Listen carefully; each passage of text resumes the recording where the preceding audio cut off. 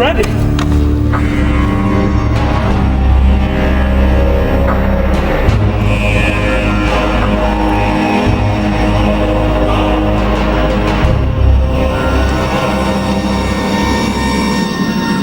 I really want to think about this. Because if I activate the signal, every living creature dies. Hello, the Doctor, the Great Exterminator! I'll do it! Then prove yourself, Doctor. What are you, coward or killer?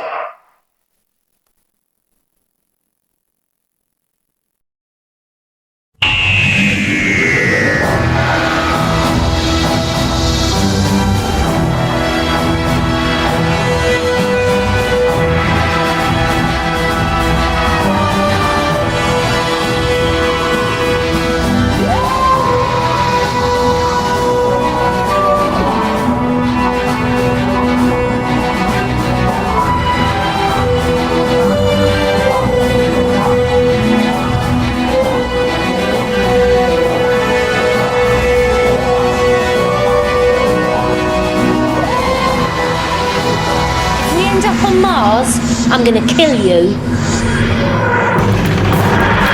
Come on up, I've got it! It's a chance! Come on, son! Directly following the events where in this timeline, Rose never returned for the Doctor, and he detonated the Delta Wave. The Tyler family and of course Mickey spent several weeks in the TARDIS, helping Rose through her grief and through her ability to get the TARDIS working again. Eventually the TARDIS responds and the Protocol 1 lock is broken. Rose travels with Mickey back to the future to find the Earth crisp to the core on one side and the Delta Wave reduced to atoms. Inconsolable, Rose attempts to return the TARDIS to Earth, but instead arrives in Scotland, 1879, where the pair encounter Queen Victoria and the werewolf. Putting an end to the troubles but causing the creation of the Torchwood Institute, the two finally make it back to present-day Earth, specifically December 24th.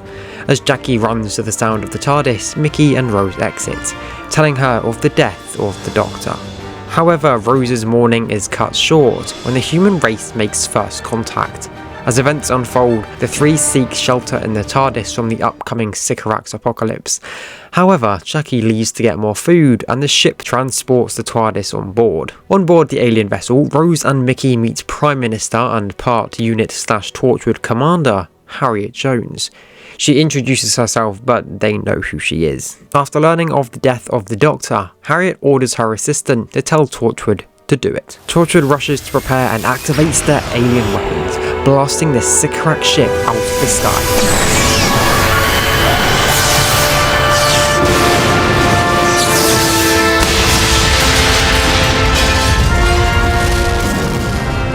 Committing genocide.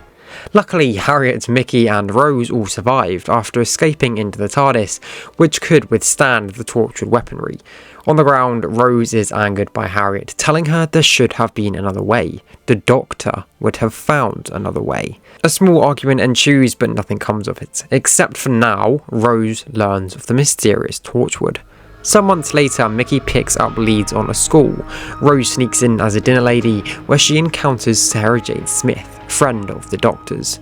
The two talk and discuss his passing, with Sarah and Rose agreeing to stick together and defend the human race. Using K9, they hatch a plan and the Krillitane are quickly put to rest. Rose leaves with Sarah Jane and K9, and the trio head to Ealing.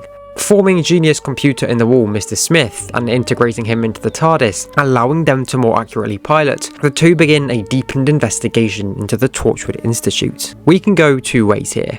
One where the events in the past don't happen, such as the Wire never coming to Earth or the Clockwork droids, or another where Mr. Smith can detect timeline shifts, telling the pair where to go. Either way, it doesn't really matter, so it's up to you which you choose.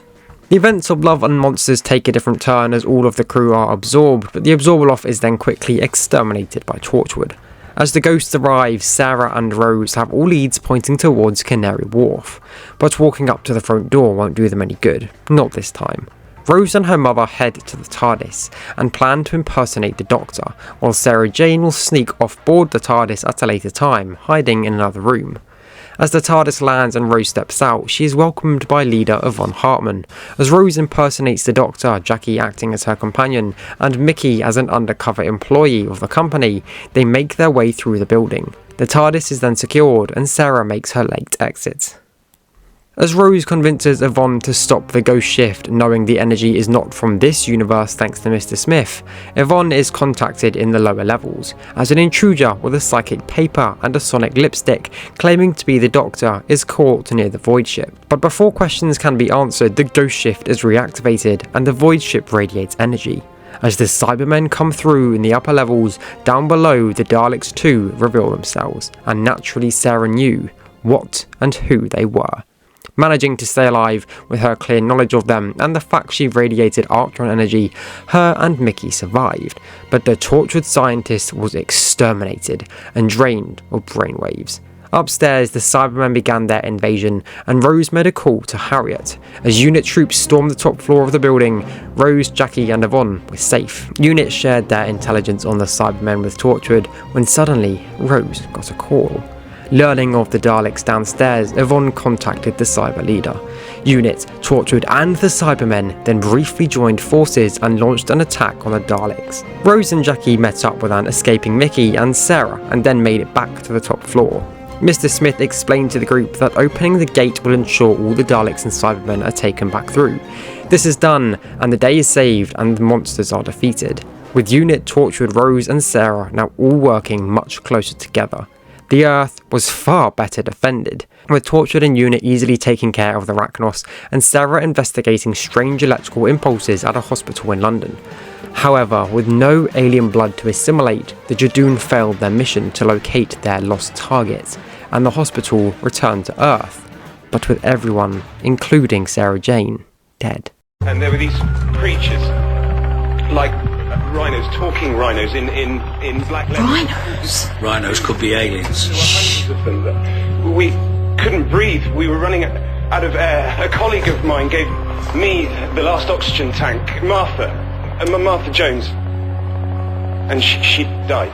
This woman who took control said she knew what to do, said she could stop the MRI or something. Sarah Jane, her name was. Sarah Jane Smith. Sarah Jane Smith was a freelance investigative journalist, formerly of Metropolitan magazine.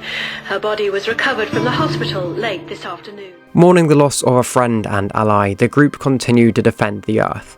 Remember, in this timeline, the Master would have never been reborn, meaning several events wouldn't be happening, and the Daleks invading the past also wouldn't have happened, and as I believe, the crew would have been able to act much faster in Doomsday, meaning the cult of Skaro wouldn't have managed a temporal shift into the past. With the Angels being taken care of and the Titanic event stopped much earlier thanks to Torchwood, the worlds kept on turning. The Adipose were made quick work of thanks to Yvonne, and month by month, year by year, the Earth continued spinning round with no Doctor. So much wouldn't happen. With no Cult of Skaro, there'd be no Series 4 finale. With no Doctor, there would be no Big Bang. You could even go as far as to say, perhaps, the Earth would have been better off if the Doctor died in parting of the ways. Countless invasions wouldn't have happened, and so many more people left alive. All of Series 6 would cease to exist, as would most of Season 7. However, the 50th anniversary is where things would begin to change. With the world under threat of a Zygon invasion, and both sides still remembering who is who, a nuclear warhead would detonate under London, destroying all of Unit Torchwood, killing Rose, Jackie, Mickey, Mr. Smith, and even poor K9. And just like that, everyone would be dead.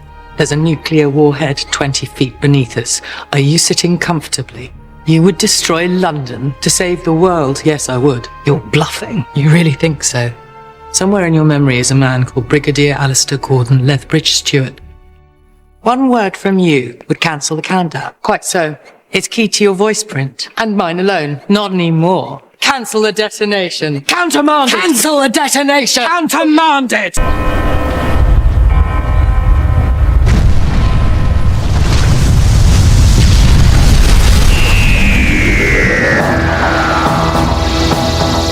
So not a happy ending for this one. I could do some wibbly wobbly thing here where the War Doctor goes back to warn or save Nye, but that just feels a little bit too far-fetched and fan-fiction-y. I can start writing these like that if you want, so just let me know. Make sure to leave suggestions down below and vote in the pinned comment for what you want to see next. Thanks, and goodbye.